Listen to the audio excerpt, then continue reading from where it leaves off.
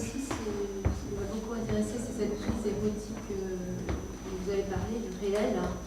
Et je voudrais revenir sur le genre du blason que vous avez également souligné. Ce blason finalement du corps du monde ici, me semble-t-il. Et voilà, j'aurais voulu que vous me disiez comment, parce que j'y avais pensé aussi, et formellement, mais aussi évidemment dans l'intensité du texte. Je voudrais savoir comment vous le traitez. Merci, c'est une bonne question. Une des choses, une question qui m'a vraiment passionné, en fait, c'est l'idée de la trajectoire de Jean-Paul Michel en relisant ses livres. Et il me semble qu'il y a un même surgissement, une même énergie dans tous ses textes, y compris les premiers. Et ça m'a fasciné de voir comme une sorte de champ sémantique, ontologique, passionnel, etc., qui vient se fixer dans les poèmes de vers centrés et qui s'intensifie. J'ai même vu hier soir, je crois que c'est une citation dans les petits livres faits à la main, des ondes concentriques.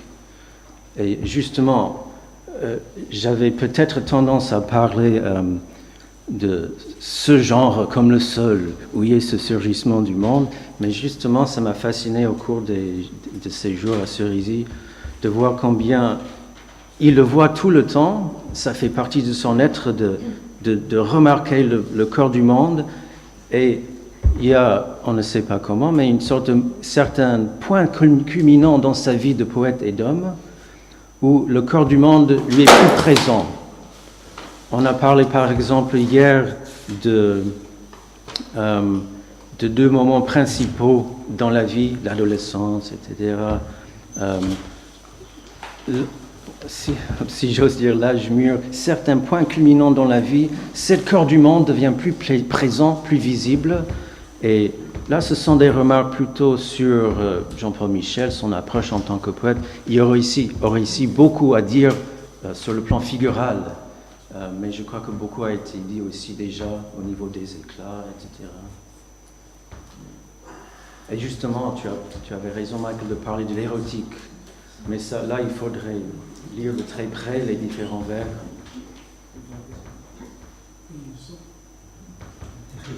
Vous avez des formules que j'ai beaucoup aimées, je parle pas si fort, dont une qui me convient tout à fait. Vous avez parlé des descriptions qui ne sont pas là pour dire, mais pour être. En fait, je crois que ça recoupe ce que vous venez de dire. C'est-à-dire pour être, pour se transformer. Finalement, la parole qui ne transforme rien ne sert à rien, n'est pas.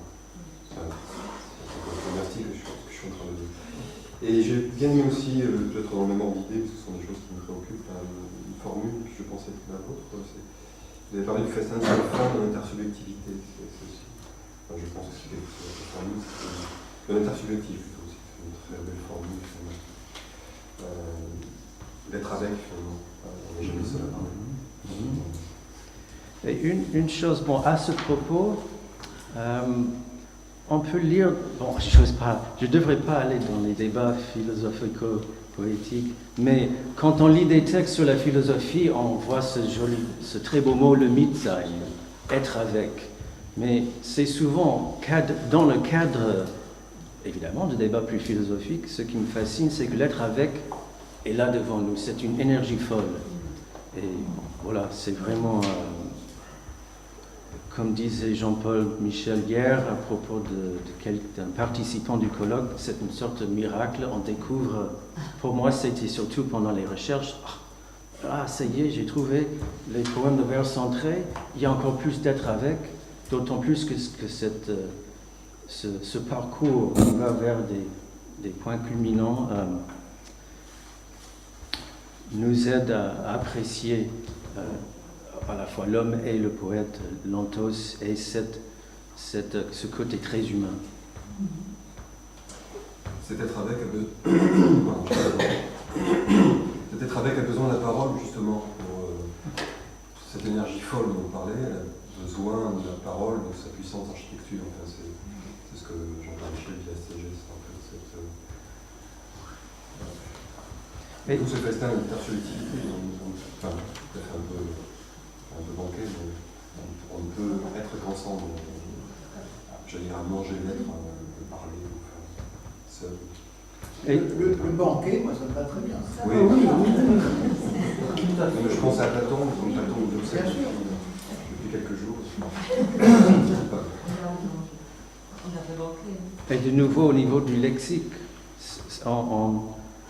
c'est la parole grand P, mais aussi la parole de tous les jours. Dans ces textes-là, c'est pour ça que j'avais tendance à parler d'un renouveau, d'un changement très intense à l'intérieur de l'écrivain.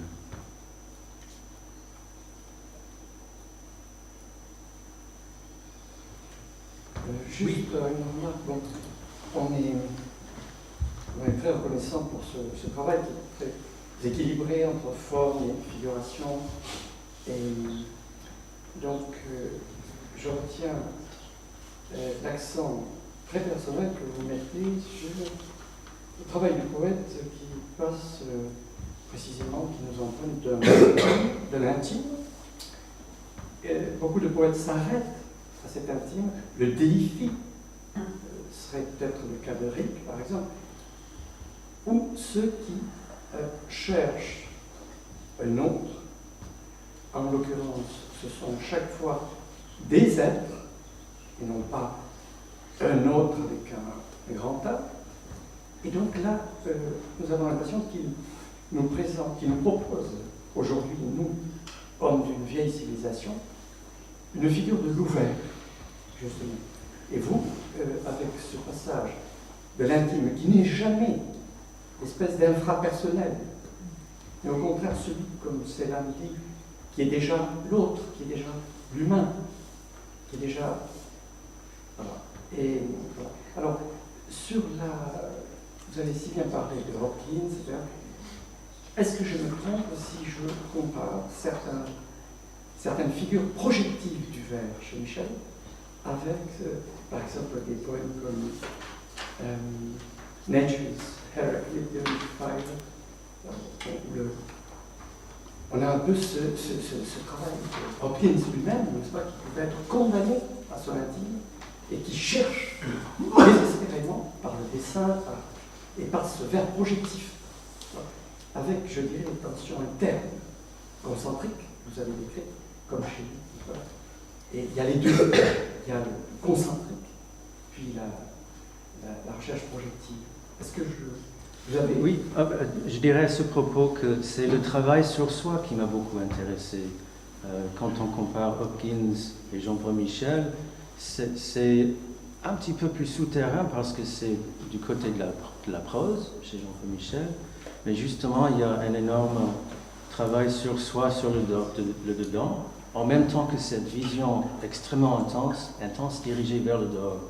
Et c'est, comme disait Michael, une autre des tensions énonciatives, une telle intensité chez Hopkins, mais qui est aussi désir folle d'aller vers l'autre et qui s'inscrit, c'est vraiment le cas de le dire, dans ces poèmes si curieux. Enfin, ça se voit très bien sur le polycopier. Vous avez évoqué la touche de la grâce dans l'œuvre de Jean-Paul Michel. Vous pourriez nous en dire un peu plus? La grâce effleure, mais par-dedans le cœur. Excusez-moi, votre nom, s'il vous plaît. Michel Mesclier. Merci.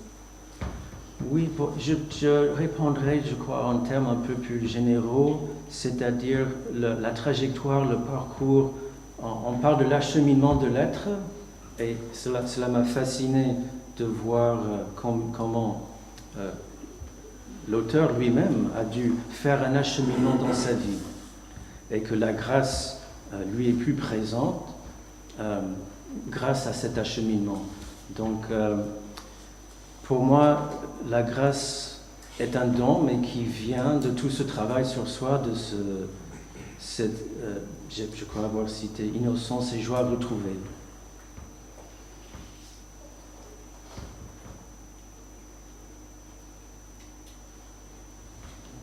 S'il n'y a pas d'autres questions, on Et